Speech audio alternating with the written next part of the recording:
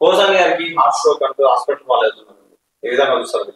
కొత్తగా డ్రామాలు మొదలు పెట్టారా పోసాని కృష్ణమురళి గారు? అరెస్టుల పర్వం 14 రోజులు రిమాండ్ కి పంపించేటప్పటికి హార్ట్ స్ట్రోక్ వచ్చింది, గుండెపోటు వచ్చింది అని చెప్పేసి మీరు ఏమైనా నాటకాలు మొదలు పెడుతున్నారా?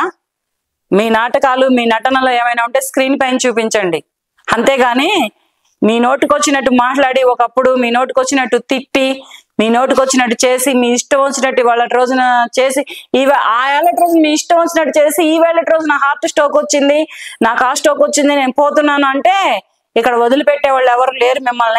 మిమ్మల్ని తప్పకుండా వేసుకుంటారు, మీ తాట తీసి తొక్కి పెట్టి నారదీస్తారు.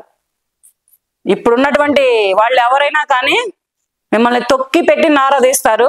ఇది కొంచెం గమనించి ఉంటే బాగుంటది అనమాట. మిమ్మల్ని మాత్రం వదిలిపెట్టరు, మిమ్మల్ని వేసుకునేదే. అవుతాడు, అతను కూడా అవుతాడు. కొడాలి నాని గారు అవుతారు. కొడాలి నాని గారు కూడా తక్కువేం మాట్లాడలేదు, తక్కువ డ్రామాలు చేయలేదు, తక్కువ కథలు పడలేదు. ఒకప్పుడు నోటుకొచ్చినట్టు మాట్లాడాడు, ఒకప్పుడు నోటుకొచ్చినట్టు చేశాడు. అతని ఇష్టారాజ్యం అయిపోయింది. అతను ఉంటున్నంత ఏరియా, అతను ఉంటున్న నియోజకవర్గాల్లో అతని ఇష్టం వచ్చినట్టు ప్రవర్తించాడు. అవి మొత్తం ఇప్పుడు బయటకు వస్తాయి. అతను కూడా త్వరలోనే జైల్లోకి వెళ్ళి ఊసలు లెక్క పెట్టుకుంటూ చిప్పకూడు తప్పకుండా తింటాడు.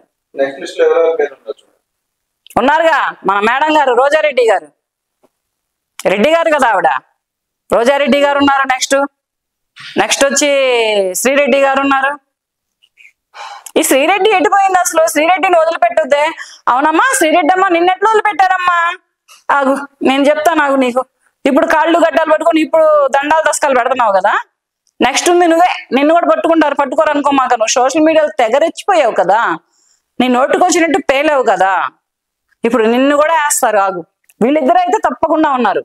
ఇప్పుడు ఉన్నటువంటి ఎవరెవరైతే లోపలికి వెళ్ళారో, పోసాని కృష్ణమురళి గారు ఒకళ్ళు, తర్వాత వల్లభనేని వంశీ గారు ఒకళ్ళు, ఇప్పుడు వెళ్ళేదల్లా నెక్స్ట్ ఎవరంటే కొడాలి నాని గారు ఉన్నారు, నెక్స్ట్ రోజా గారు ఉన్నారు.